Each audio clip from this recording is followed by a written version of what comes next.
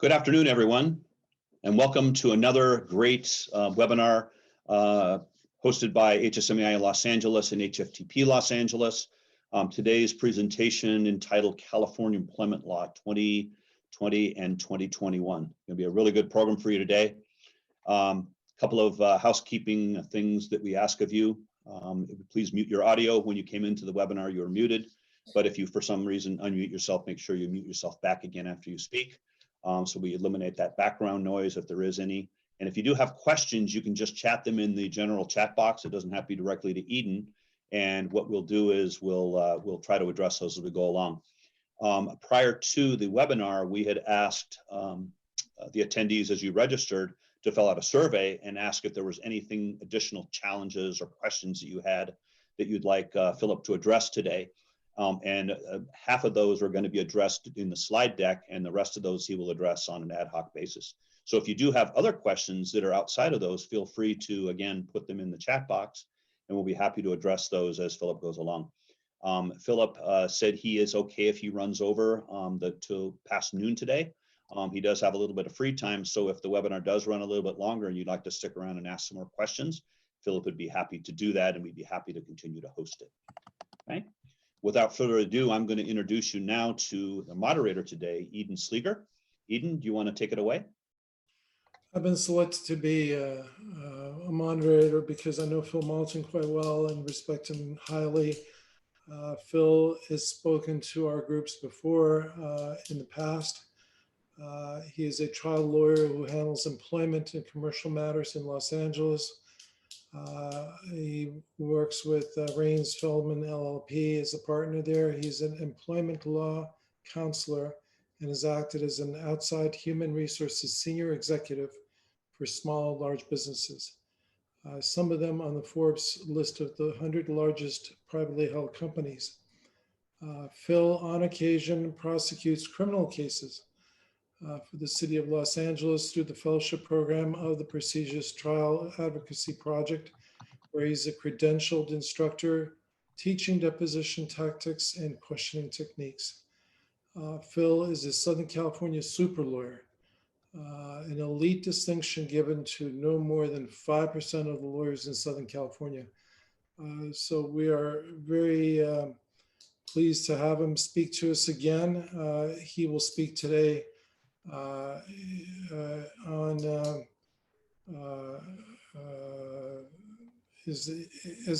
guess as the new year approaches, he's going to deal with some of the COVID issues, some of the new employment laws.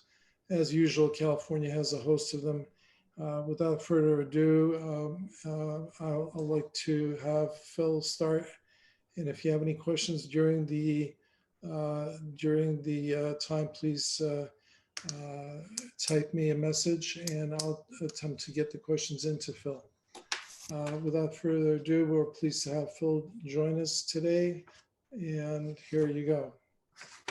Thanks, Eden.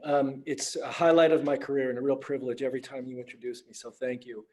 I want to thank HSMAI and HFTP, my old friend. Mitch, it's great to meet you. Emily, it's great to meet you. Thank you for the opportunity to speak to your groups. And I also noticed that Chris was out there in Lulu because I did a quick search of the folks who were there, and it's nice to get the chance to say hello to you both also.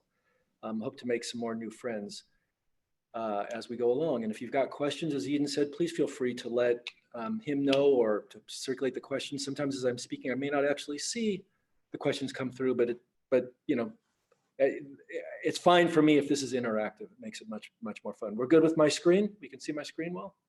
Okay, great.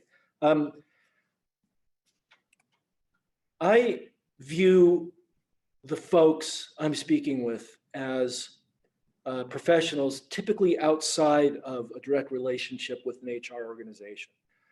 My experience is that, that you are executives, you're supervising people, and every time that I speak to, in particular, HFTP and groups like it, I feel like I'm trying to give your human resources organizations a backstop. That is, you an opportunity to have a sense of what's going on. If you've got a human resources organization, large enough business, we're giving them a backstop. We're giving you an opportunity to issue spot, we say in the law, to get a sense that, oh, maybe there's a problem over here. I need to look into a certain area. And for those of you who are directly supervising your workforce and acting as a human resources professional, the information that you get here today, I hope, is going to give you a real understanding about changes in the law over the last year and things that are impending. So before we began, I heard that there were some questions that had come in before, obviously, the program started. One deals with AB5, and there are some other questions about job security, liability for hotels when an employee is positive for COVID, and exposure time off and job security and things. And those things should, for the most part, find their way into this program. I should be able to answer all of the questions we received beforehand. And if not, I intend to stop at noon because some people have things that they need to do.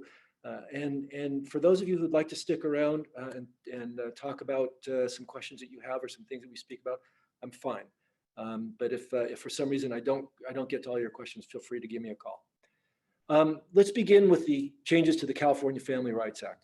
The CFRA, the California Family Rights Act, is the California equivalent to what most people refer to when they're talking about the California Family Rights Act, the California equivalent to the FMLA. And the FMLA, Family and Medical Leave Act, is the federal law, and the state equivalent California is in many ways broader than the federal law. Starting on January 1, the California law is going to be even broader.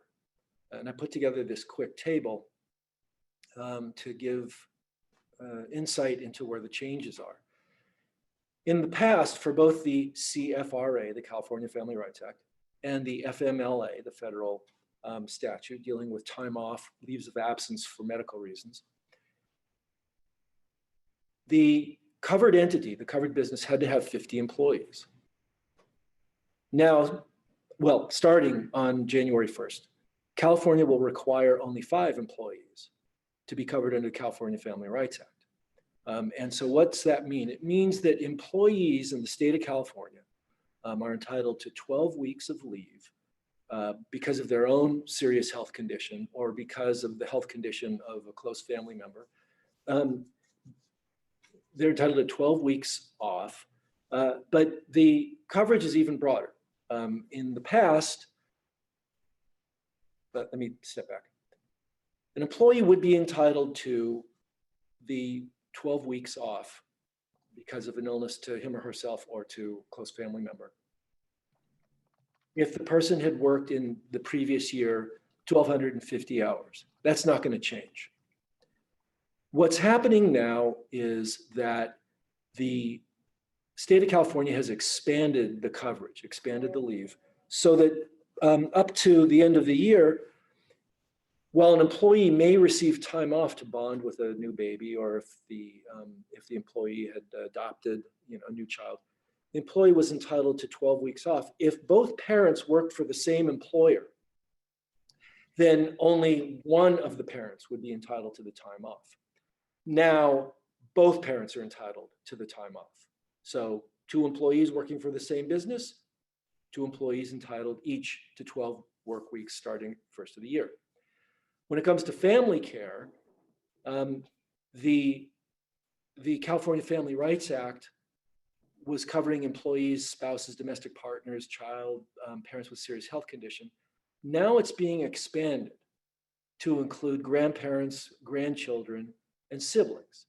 The federal law doesn't include those.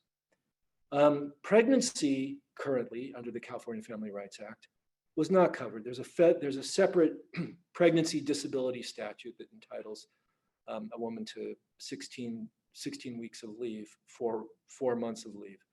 So pregnancy disability or issues surrounding pregnancy were not covered by California Family Rights Act. Starting January 1st, they will be, and they'll be stacked. What that means is that an employee who is pregnant can receive leave of up to 12 weeks, and in addition to that, 16 weeks under the separate pregnancy disability statute. Did some questions come in? The screen, let me see. I'm seeing that there may be some questions. No, actually, there's some people who seem not to be able to see the screen. I can see it fine. It says I can see it on my small screen. screen. Okay. Philip, could you unshare, stop sharing, and then reshare again? Let's see if that'll reset it. Thank you.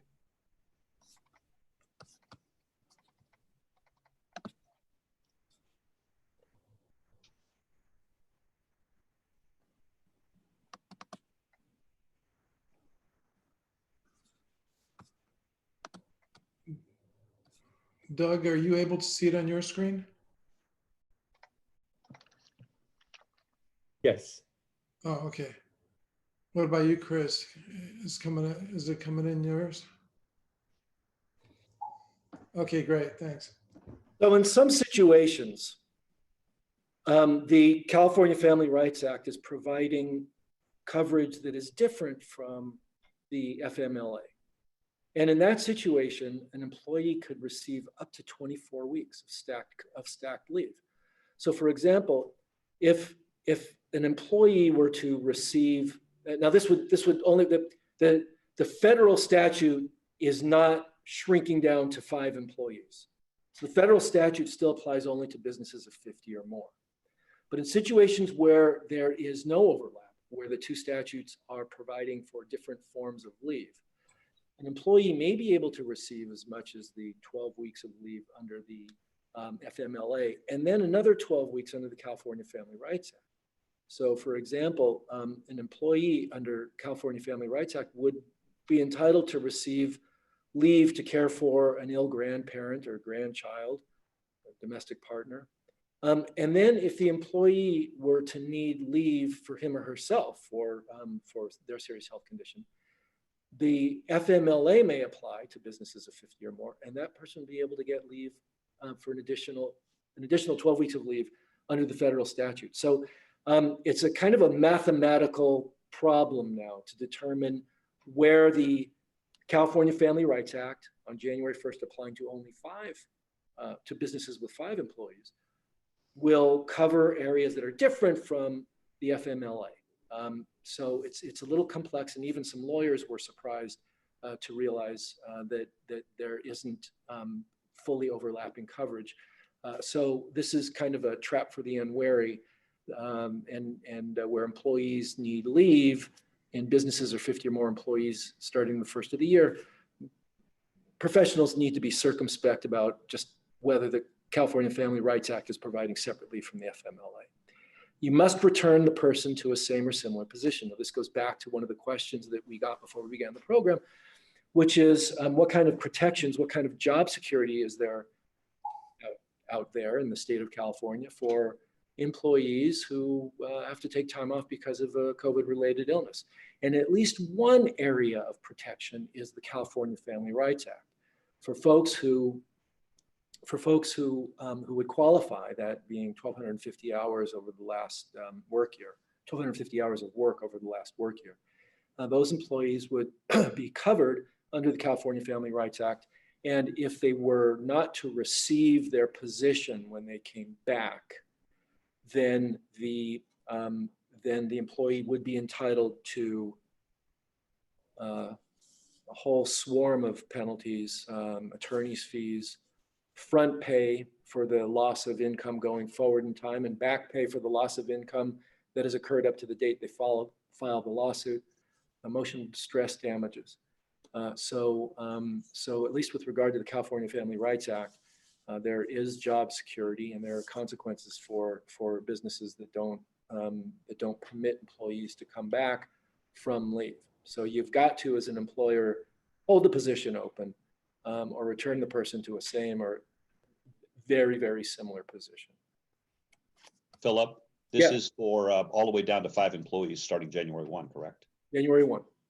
Now, again, that's the California Family Rights Act. The FMLA, the federal statute, still applies only to 50. So still applies to 50. And so we have this mathematical problem of where there isn't, equivalent coverage. businesses of 5 to 49 employees are not going to run the risk of tripping over the FMLA because they won't have achieved that critical mass of 50 employees. Now, also starting on January 1st is a statute that a lot of smaller employers are somewhat happy to see, which is requiring mediation for claims under the California Family Rights Act. So if a smaller business, that being from 5 to 19 employees,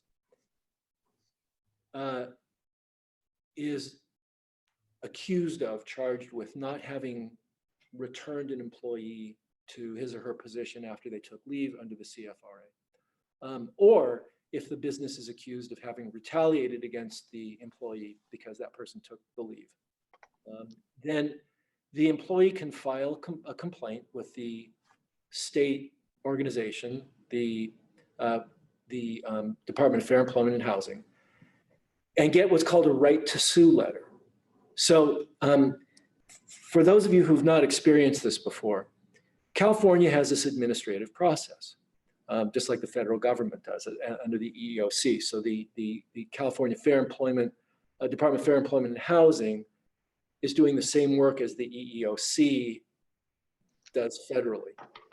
So in California, if you want to file a complaint for harassment, retaliation, discrimination, or you want to file a complaint for some kind of retaliation under the CFRA, you have to go up to Sacramento, so to speak, and contact the Department of Fair Employment and Housing, and you need to say, I want to file a complaint. Because if you don't do that as an aggrieved employee, as someone who believes that they've been wronged, then you can't file a lawsuit in state court. And this is how effective the administrative process is. If an employee wishes to file a complaint against an employer for harassment, retaliation, discrimination, or failure to provide the benefits under the CFRA, the employee metaphorically shows up at the Department of Fair Employment and Housing and says, hey, I want to file a complaint against my employer. And the Department of Fair Employment and Housing says, oh, okay, great, fill in this form. So the employee fills in the form, hands it back to the person at the window, metaphorically. It can be done online, super easy. And as they hand it back, they say to the person on the other side of the window, by the way, I don't want you to do anything with this, close the file. So the person working for the department stamps it received and then hands the person back a right to sue letter, which says, now you can file a lawsuit. It's an example of bureaucratic emptiness in many ways, although the original intent was quite good. It was to try to get an administrative process rolling to try to keep this stuff out of court. But for a number of reasons, that's not where we ended up. So when the employee gets what's called this right to sue letter, if the employee is intending on suing the business because of a violation of the CFRA, because they weren't returned to their position after they took leave for a medical condition or for caring for somebody in their family, you get the right to sue letter. The employee has 30 days, if that employee works for a business of 5 to 19 employees, they have 30 days to demand mediation. So they would say to the business, I want to sit down with you through mediation with the Department of Fair Employment and Housing and see if we can resolve this. If the employee doesn't want to do that, the employee still has to serve the right to sue letter on the business. And if the business gets that, the business gets 30 days from that date, the date they receive it, to demand mediation. So starting at the beginning of the year, smaller businesses are going to have an opportunity to try to work through disputes over the CFRA. You can see at the bottom of my screen here, at the bottom of my, the slide, mediation, to mediate doesn't mean to settle. So there's no obligation to settle. So an employee hell-bent on suing can go to mediation for a day, go through the paces and then say, I'm done. Mediation failed and then file a lawsuit. An employer who's forced to go can do the same thing on their side, saying, I'm not going to settle. They go to mediation, they sit there all day. They send some low-level person who has no authority to settle. And off we go. Here again, the intent is good. Let's see what it looks like in practice. So let's talk in particular about some COVID-19 related things that are going to happen. Beginning January 1st, all employers must, within 1 business day, give written notice of a COVID-19 outbreak. Notice would be to all employees on the premises at the time a person who tested positive for COVID-19 was also at the workplace. So how do you know as a business whether you need to give notice to all of your employees that somebody at the work site has tested positive for COVID-19? They've received a formal diagnosis, either from a doctor or from a lab. They've received an order to isolate by a public health official, or they've passed away from it, and then it's relatively obvious. An outbreak is defined right now by the state of California as 3 confirmed cases within 14 days. So if you have one person who ends up testing positive and you send them home, that wouldn't qualify as an outbreak, and then the reporting obligation wouldn't trigger. And so then the question you'd have, I would think, though, would be the extent to which you wish for other reasons to ensure that employees who may have been at the workplace with the person who ended up testing positive are alerted to the potential for problems with them. And there may be separate obligations under county rules and city ordinances that would require you to give notice to those employees anyway. In the notice, the employer must disclose the benefits available to the employees. That would be workers' compensation. It would be an option for COVID-19 related leave under federal law or under the California Family Rights Act. It would be also protections against retaliation and discrimination. So the statute is requiring the employer to make sure that the employer is clear with the workers about job protection. And in particular, under federal law, the FFCRA would also provide a source of job protection in addition to the California Family Rights Act. In the notice, the employer must also disclose the actions taken to protect workers, including disinfecting the workplace, the fact that the employer is following CDC guidelines. I don't know about you, but in my building here in Century City, from time to time, we'll receive notice from the property manager that a vendor working in the building had tested positive for COVID-19. And I think that probably, aside from the liability issues, I think there's a kind of a nice sort of a morale aspect to ensuring that your employees are aware of issues going on in the workplace. That kind of communication shows that the business actually cares about the employees. And there are good business reasons in addition to the humane reasons for alerting your workers. Good business reasons because the problem could spread if the employees are not alerted to the fact that they need to take care of themselves. What happens when an employee tests positive for COVID-19 at a hotel? What's the impact on the hotel? What liability, what problems might the hotel have with regard to, or obligations the hotel have, or health club have with regard to the rest of the workforce? The answer is, from early in the pandemic, we've known that there's a workers' compensation presumption. The statute refers to it as a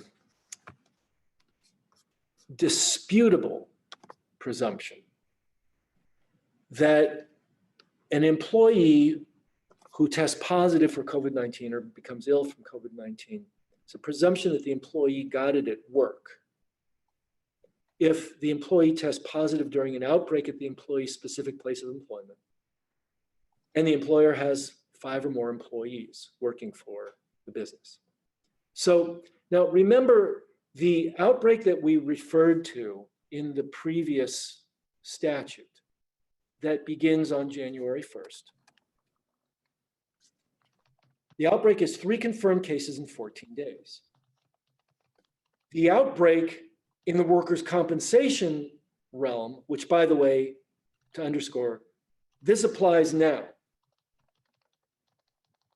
An outbreak is either 4 confirmed cases or more in a workplace of 100 employees or more, or 4% of the workforce test positive. So if you've got 50 employees and you had 8 positives, right? You have 100 employees and you have 4 positives. So that's how you know that there's an outbreak. So the definition of outbreak, thank you very much, State of California, it shifts given the context. This was a statute that was enacted early in the pandemic.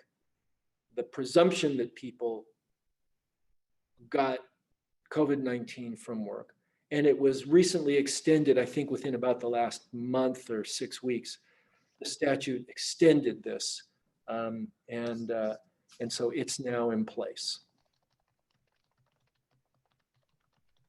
And when it says that there's a presumption, the employer or the insurance company can dispute it. The employer or the insurance company can say, yeah, well, maybe the person, maybe we do have an outbreak, but we dispute whether the employee got it from working here. The employee has been working from home, and we are aware that the employee took, 2-week vacation to, I don't know, some, exotic foreign destination, which is what we were seeing a lot more of early in the pandemic. I had many clients who were telling me that they had employees who were going down to Mexico for a weekend or who went to Las Vegas. And some of they's people posted Instagram photos of themselves, in giant groups of people. And then they came back telling the employer that they thought that they had COVID-19 and they were going in to get a test. That would be a sort of a situation where perhaps the insurance company that's providing the workers' comp coverage may wish to dispute that. For us, it's not so important. The insurance company is going to pick it up and make the decision that it's going to make. We as employers, we as business people will provide that information to the insurance company, let the insurance company decide what it wants to do. But workers' comp, more than really any other area of insurance that I can think of offhand, has a very tight grip on the decisions that it makes regarding what it's going to do with the workers' comp claim.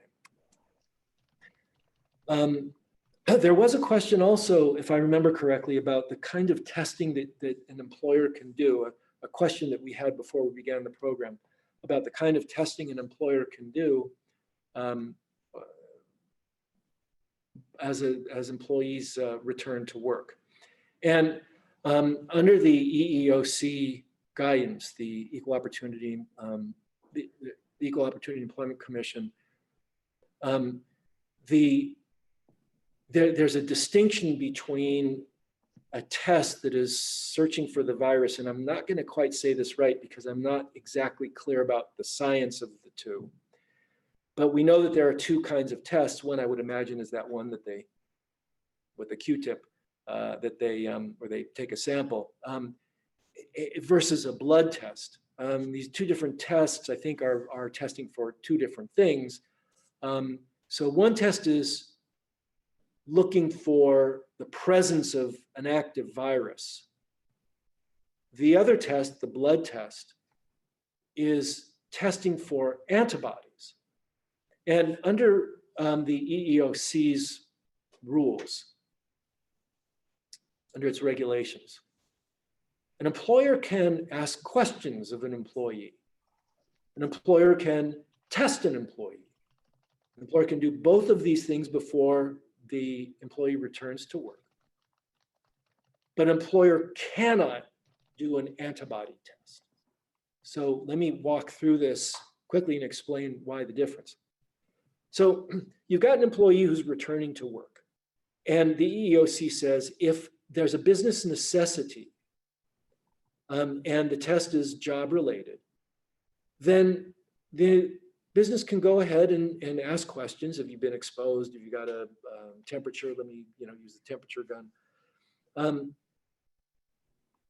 All of that's fine where the person could be bringing the virus into the workplace and exposing other people. Business necessity, keeping the place open, keeping the place operating. The only condition here is that the test that's being given is accurate and reliable, and it's not hard these days to find tests that fall within the scope of accurate and reliable. Antibody testing is a little bit different according to the EEOC because it's testing for something that happened in the past, and essentially the EEOC is saying it's a violation of privacy. All you, employer, get to know is whether this person is ill or can potentially harm people in the workplace. If the person has got antibodies, it doesn't mean that the person is ill, and it doesn't mean that the person is a threat to people in the workplace. Therefore, there's a greater probability that what you're doing as an employer by giving the antibody test is violating the person's privacy.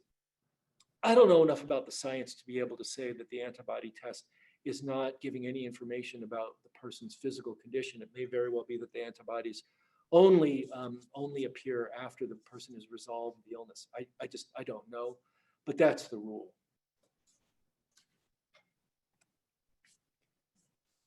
So on to wage and hour. And by the way, have we received any questions? How are we doing over there? Actually, nobody's asking questions. They're riveted and excited to hear what you have to say here. I don't know if I should be proud of how well I'm doing or shocked by. Philip, there's actually a few questions if you don't mind answering. With regard to this testing, can an employee mandate a negative test prior to returning to work, or is the 14-day isolation enough? Can an employer mandate a negative test before returning to work? Is that what it is? Or yeah, I think so. It's just it was worded: can an employee mandate a negative test prior to returning to work, or is the 14-day isolation enough? Yeah, so I think what they're referring to is whether the business can say you've been in isolation for 14 days and are showing no symptoms, but I want a test. And my quick response to that is that based upon the EEOC's guidance, the employer can say I want a test from you. But again, it's nuanced because there are also local ordinances and things. And that one, I'm going to ask the person who asked that question to contact me so that I can give them a more accurate answer, because I don't off the top of my head know it because of the patchwork of different obligations. So, okay, I saw another one just came in. Yes. Yeah, I missed one fact as I arrived late. It says, does all you say apply to California only or also in another state? If it applied to another state, that would be a mighty coincidence. This is all California related. Okay. So those are the two? Actually, two more, and it's kind of a follow-up to something previous. So under the CFRA, it says even employers from 5 after January 1st from 5 or more. So who pays for the time off? And secondly, does the leaved employee need to pay their portion of health benefits while on leave? Well, those are two really good questions. And I didn't include that information because I didn't want to bog people down with too much detail. But the people who ask those questions, if it's one person or two, those are questions that are asked by people who are informed. The employer does not pay for the time off. This is unpaid time off under the CFRA.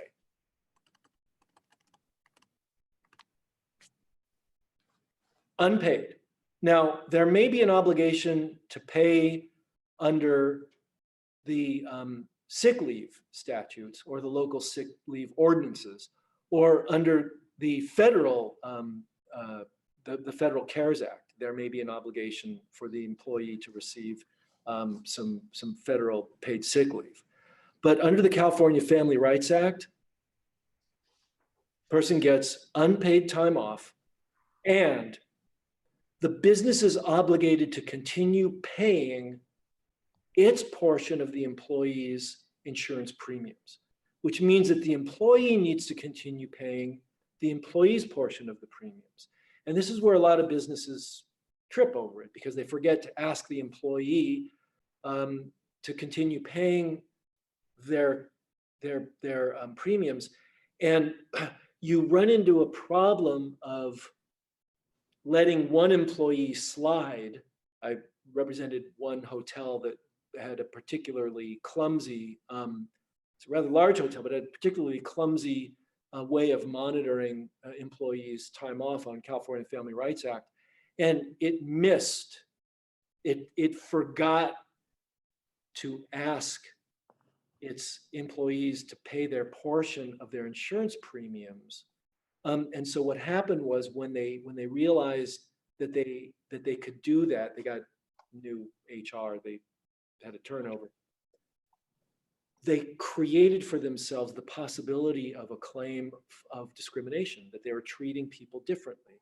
Because you can imagine that the group of employees that didn't have to pay for their insurance coverage would fall into one protected classification. Maybe they're over 40 years old, maybe they come from a foreign country, who knows?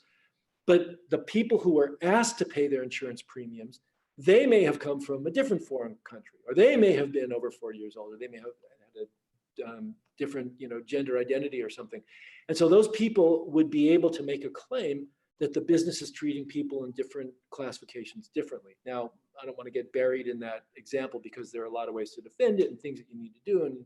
But in any event, this gets back to a question that somebody was asking when we began.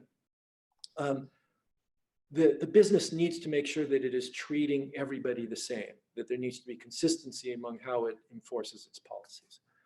Mitch, how are we doing? We're good.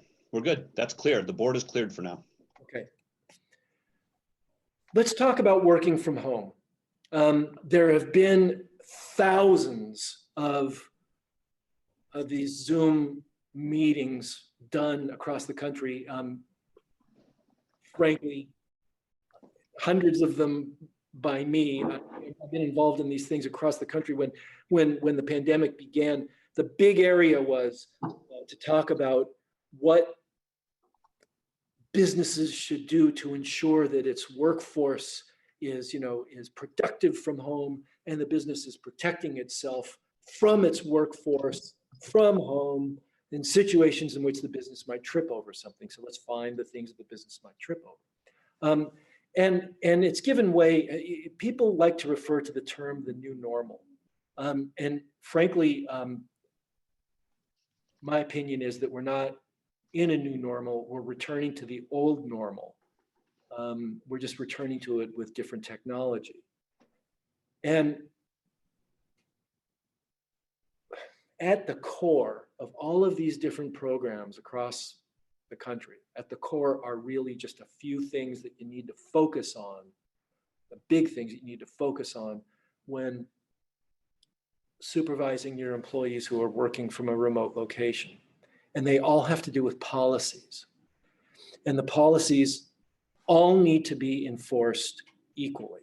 Going back to my example about the health insurance premiums, under the CFRA, you can require the employee to pay their portion.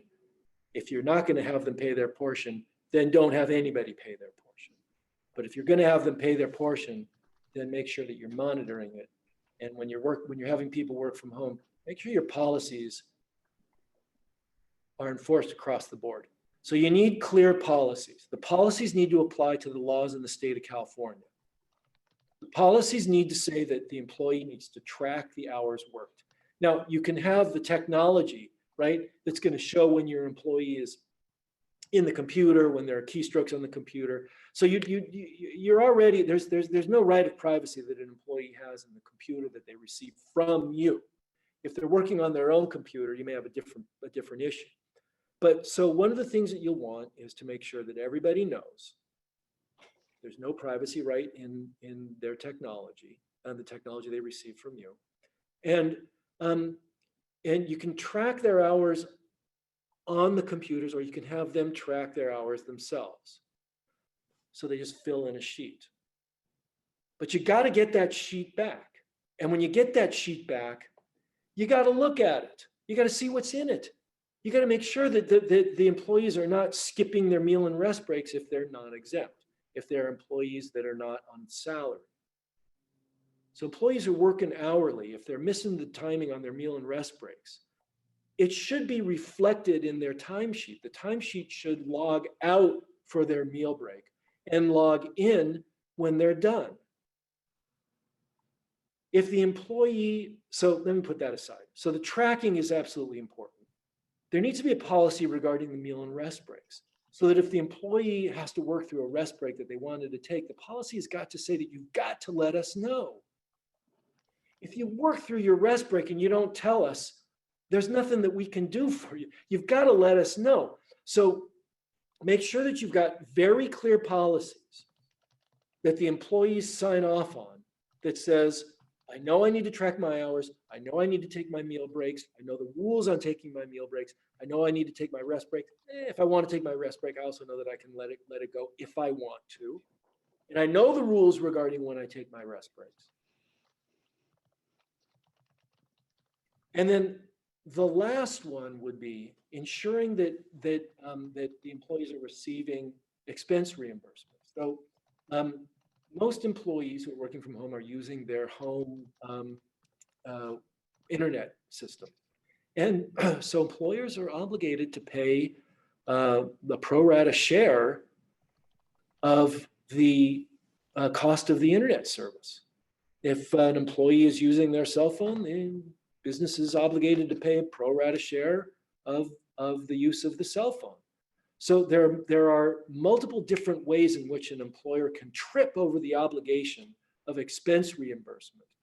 But the most important thing is to have a policy that says we're going to pay our pro rata share. We know that you're going to be using these things. You need to let us know if you intend to use something else so that we can authorize it.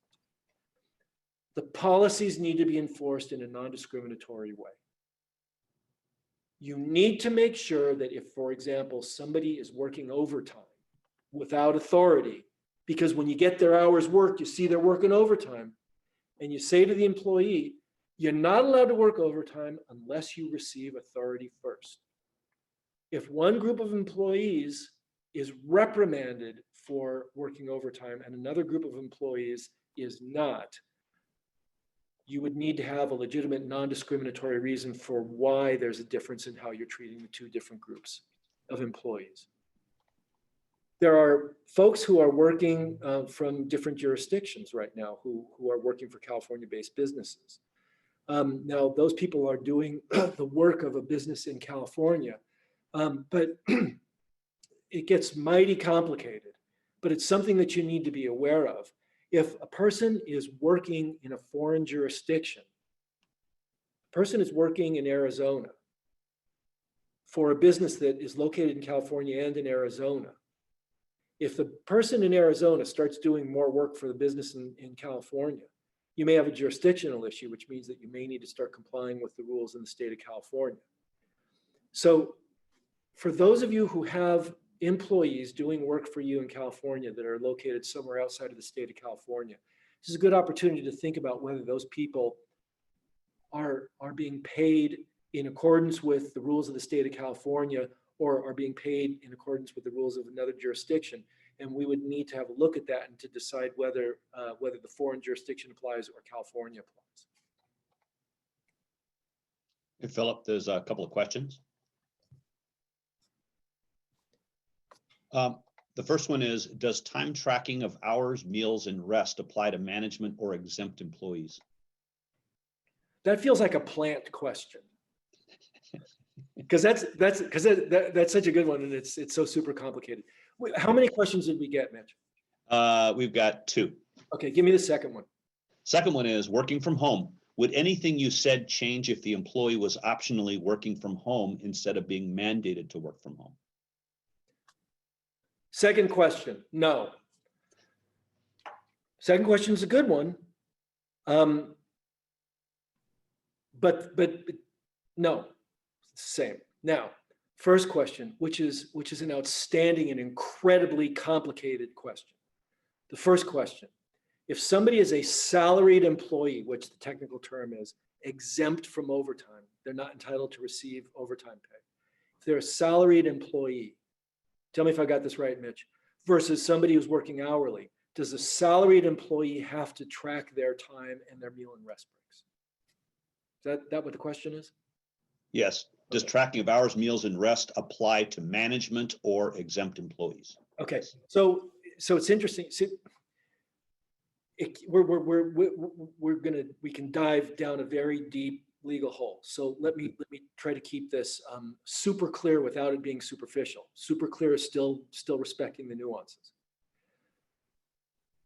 People who are typically referred to as working in management are typically salaried employees, but under the laws of the state of California and federal laws, which are only slightly different,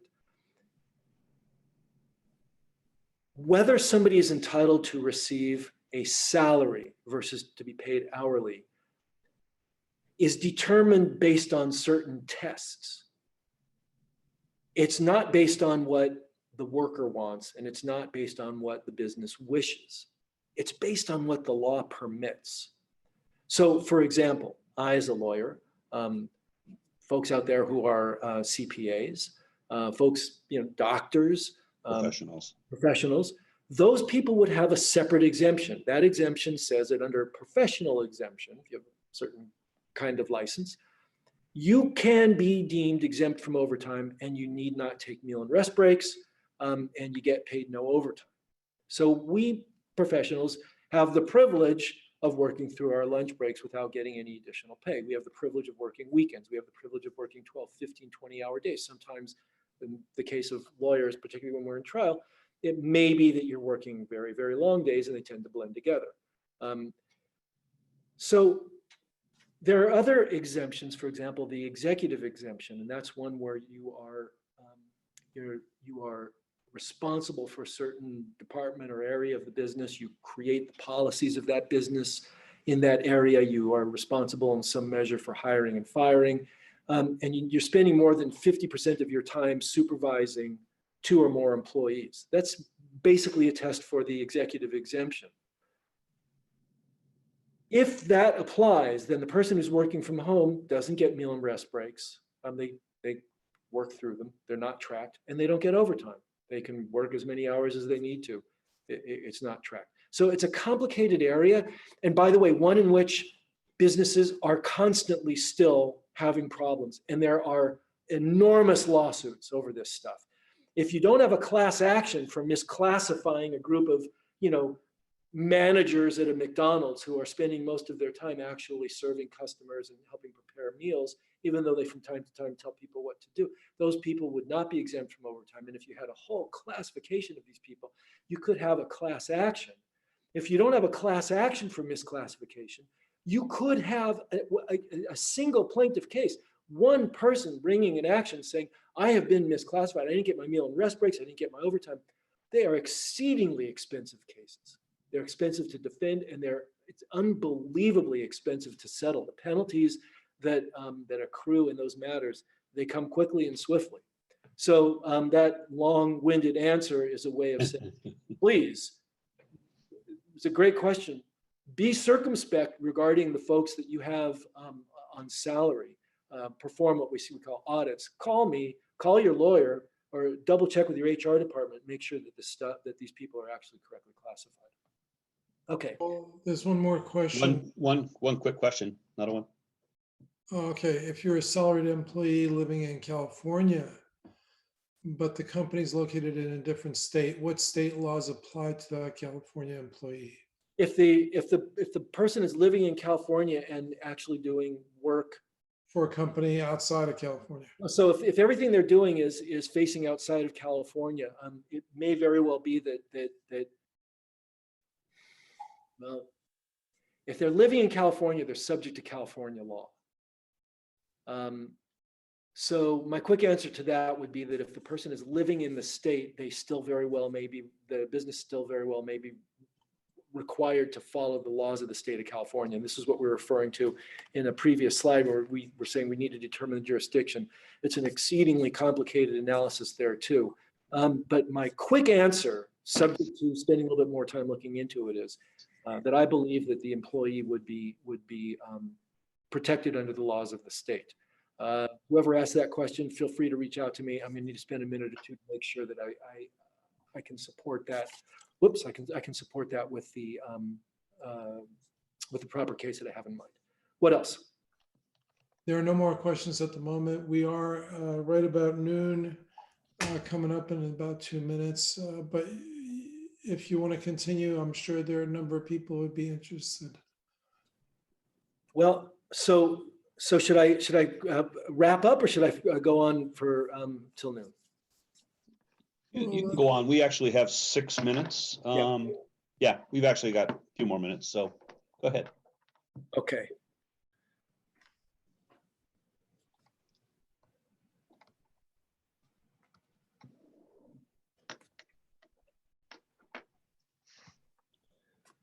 Let me get that back on there.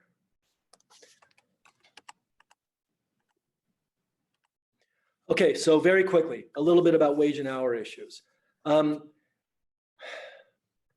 Unlimited vacation is a huge area in the state right now, huge area. Can we pull back on actually allocating vacation time and giving what we refer to as unlimited vacation, which means you can take as much as you want as long as I authorize it. You get your work done, give me a call, tell me you're going to take time off, and I'll authorize it if it fits into our schedule. Unlimited vacation is a way of keeping employees from accruing vacation, so that when they leave, they're not walking out with a huge pile of accrued unused time. It seems, but it's a little complicated. It seems that it is acceptable under the state. There was one case in which 3 employees ended up with almost $89,000 in unreceived wages. Accrued unused vacation time is considered a wage. And in defending the case or in prosecuting the case, the plaintiff's lawyers received almost $400,000. So the takeaway on that is make sure that your unlimited vacation policy is in writing and is clear. Pay during security checks. This was a case that came down this last year from the Supreme Court of the state of California. Apple employees were required to find somebody to basically search their bags and things as they were leaving work to make sure that they didn't walk out with any Apple equipment. The employees would clock out. They would go find a security person. Then they would spend anywhere between 5 to 45 minutes waiting for the security person to check their bags before they could leave. The Supreme Court of the state of California determined that that was work off the clock. And the reason for that is that employees are entitled to receive pay for all hours worked. And how do you know it's an hour worked? If it's the time during which an employee is subject to the control of the employer. And that time includes all time the employee is suffered or permitted to work, whether they do so or not. That applied to agricultural workers who were taking a bus to the field in which they were going to work.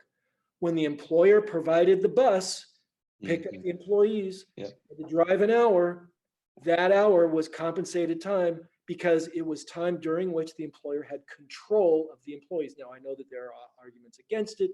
I know that there are all different things that you can say. We can go over those. Happy to go over that with anybody, anytime. But that's what the rule of the state of California is.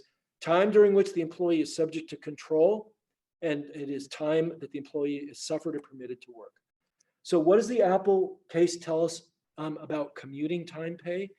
The Apple case, employer's control. If you're going to provide transportation to employees, if you're going to provide that, you make it not mandatory. You make it discretionary. Hey, I got a bus for you, or you can take your car. If that thing works out. If you've got an employee who has to drive to some workplace, if they're required to be in a car with coworkers, and the situation gets a little complex. But if they're just driving into work, there's no commuting time pay there. But if they're required to be under the control of the employer when they're making that commute, they must be paid. What does this tell us about testing time pay? So you've got your employees lined up outside, and you're using the temperature gun, and you're having them fill in questionnaires about whether they've done anything that would suggest that they could have been exposed to COVID-19. It's compensable time. It's time for which the employee must be compensated because they are under your control. They have walked up to the workforce, to the workplace. You're not letting them in until you've had an opportunity to screen them. They are under your control. They need to clock in first and then fill in the information or provide the information that you request. That's what those cases tell us. Ladies and gentlemen, I will stick around for a little bit. And oh, I understand there are 2 more questions. So, but let me just say this because I realize that some people may need to jump. Please feel free to give me a call with any questions you have. Obviously, it's hard to get to meet people over Zoom. Some of you I already know, but please feel free to give me a call with any questions you have. I'm happy to help you out. So 2 more questions. Mitch. 2 more questions. Okay, the first one, I've got 2. I'm waiting on the first person that asked to respond back to clarify, but I'll ask the second one. If an employee is furloughed 75% of the time and is required to use all of their PTO before filing unemployment, can that employee resign and collect unemployment, or does the employee have to continue working 25%? The employee is furloughed 75% of the time, and they're told that they need to use their paid time off? Yeah. Yeah, if an employee is furloughed 75% of the time and is required to use all their PTO before filing for unemployment, can that employee resign and collect unemployment, or do they have to continue working that 25%? Well, the employee can file for unemployment.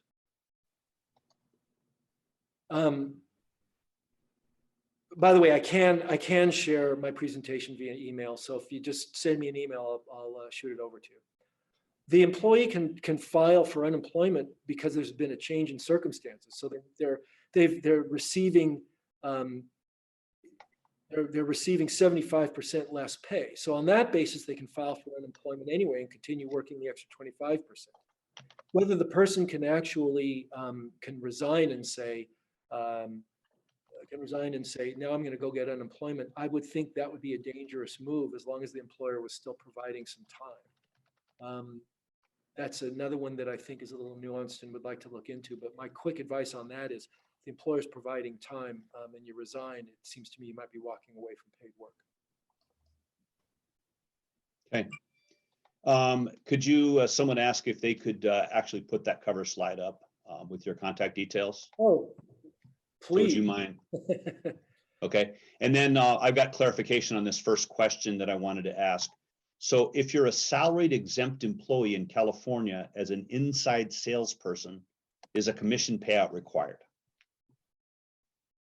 Well, there's a complex formula for inside salespeople.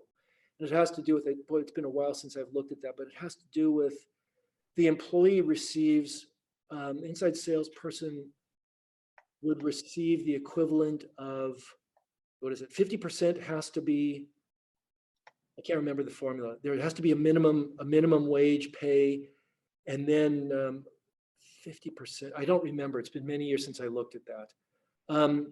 So the inside salesperson has the pay to the inside salesperson still needs to hit certain markers. So Mitch, give me that one more time and let me see if it'll prompt my memory. And if not, I'm going to ask the person to call. Okay.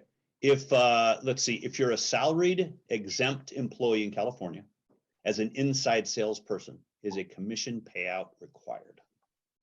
Oh, yes. Yes, but there's a formula behind it. Okay. I mean, you could be an inside salesperson who is managing a department. And if you're an inside salesperson, managing a department, you might fall under the executive exemption. But if you want to fall under the inside salesperson exemption, that involves commission pay. So, and that's a nuanced. That's a very nuanced question. You've got some people who've got some mighty nuanced questions out there. There was actually, I don't know if this is still something that's even relevant, but AB 2675 required for commission. Basically, there had to be a commission agreement that spelled out things in plain English to people who are on a commission basis about how it's calculated, when it's paid, under what circumstances, in plain English, so it couldn't be in legalese, so to speak. That's still relevant, right? Yes. Oh, we got another one. So I think we've got a couple more minutes, if that's okay. Let's see. Oh yeah, I also added that we're going to add this to our YouTube channel, so it'll be available within a day or two for you guys, so you can go watch it again if you like. If you have 3 weeks of vacation a year, but don't take off the full 3 weeks, is the employer allowed not to roll over my vacation, or does the employer have to have a use it or lose it option? That's actually, there's actually no contrast there. It's actually it's either, not either or. But so here's the question. If the policy, because I'm going to rephrase it in a way that I think the person who's asking the question means it. The employer has a written policy that allows employees 3 weeks of vacation time a year, which I imagine would be 15 days. And at the end of the year, if the employee has not used all of it or has used none of it, when the new year comes, can the business require that the employee start at 0 and start to work up again to the 3 weeks? And the answer is no. The accrued unused vacation time starts where it ended. There can be a cap on the accrual. So the employer can say, you get 3 weeks a year. Once you hit 4.5, once you hit 5 weeks of accrual, you stop until you work your way down. And once you work down, then you can work your way back up until you hit that cap. This is why a lot of businesses are enamored by this unlimited vacation time, because a written policy must say that the vacation is unlimited in the sense that you contact us, if it fits in the schedule, we're going to give you the time off, and we're not going to say that there's a certain amount that's capped, but you don't accrue any either. Getting back to I guess a theme that's woven into this program, that policy needs to be enforced equally, needs to be enforced in a way that isn't discriminatory, that's not selecting certain employees for better treatment than others. What else we got, Mitch? I think that is, it looks like that's it. Yeah, looks like that's it. Wow, I'm shocked. I'm shocked that that's it. I'm guessing there are people out there who are thinking, should I hit the button? But in any event, the questions have been terrific, as always with the folks that you guys rub elbows with. They're really thoughtful questions. Yeah, I think that unlimited vacation time is very, very tilted toward big companies because they want to get the liability off their balance sheet, because it's a huge, huge sum of money. And they just don't want it, and they figure it's that way. And then people are afraid to take time off because it's like, ooh, if I take too much time off, they're going to say, hey, he's not doing his job. And while you were gone, we made all these changes. So there's a lot of ramifications for that. So I'm not a big fan. We do have a limit of 120 hours that can be accrued. And the intention is not so we don't have to pay. Rather, the intention is we want you to take time off. And they should say that in the policy. It's good for you. And you should encourage it. And and when you're having your department meetings and things, there are things that that we all as executives, things that we say during our meetings, but we forget other things. And that is, for example, the anti-harassment obligations in the state and the training and all that, to reinforce that stuff from time to time. If anybody's feeling uncomfortable, even at home, when we've got the technology, is there anything going on that makes you feel uncomfortable? Contact me. Your vacation time, folks, it's a pandemic. You need to break away. Use it. You've got it because we want you to use it. So certain things that you don't really, you sort of don't reach back because they're not, they're not dealing with your day-to-day issues. You might want to, consider and sort of throw in one, something new each time you have a meeting. Yeah. All right. Well, Phil, thank you very much. As always, you're, addressing key issues in a very clear way, and we appreciate that. Thank you, Eden. I can see why you're a super lawyer, Actually, Philip, we got another one. Somebody just jumped up and said, pick me, pick me. Okay, well, okay, go for it. Let's see. All right. So this is it. This is it. We're a small DMO, destination marketing organization. We're an office of 4, reduced down to 2 during COVID. The executive director position is currently exempt. However, the company we source our HR through is telling us that we need to recall the executive director position. Okay, if that is correct and we can keep this position exempt as we plan to bringing staff back levels at the beginning of the year. Whoa, that was a mouthful. Wow. Okay, so does recall mean reclassify? I'm assuming that that's what recall means. I've never heard that term. Oh, they said not recall. It said mean reclass. Yeah, reclassify. Yeah. Okay. So you have a business that has 2 people working. Mitch, did I get this right? There are only 2 people working there, and Yeah, there were 4 people before, and now it's reduced to 2 because of COVID. And one is the executive director. Well, okay. So the executive director may not fall under the executive. There's an answer here. So whoever asked the question, let's try this. That person doesn't fall under the executive exemption because they're not supervising 2 or more people 50% or more of the time. But that person may fall under an administrative exemption because the person is responsible, as for example, an office manager maybe, the person is responsible for running that business entity. So there may be an administrative exemption, and that person may continue to receive the exemption and the salary. So whoever asked that question, if you're interested in getting in touch with me, I don't know whether your outside HR organization, which I imagine is a PEO, but I don't know whether they evaluated it under the administrative exemption. Give me a call if you want to spend a couple minutes knocking it over. Cool. Right. That looks like it. Eden? Awesome. Well, we're going to close today. We appreciate it. Thank you again very, very much.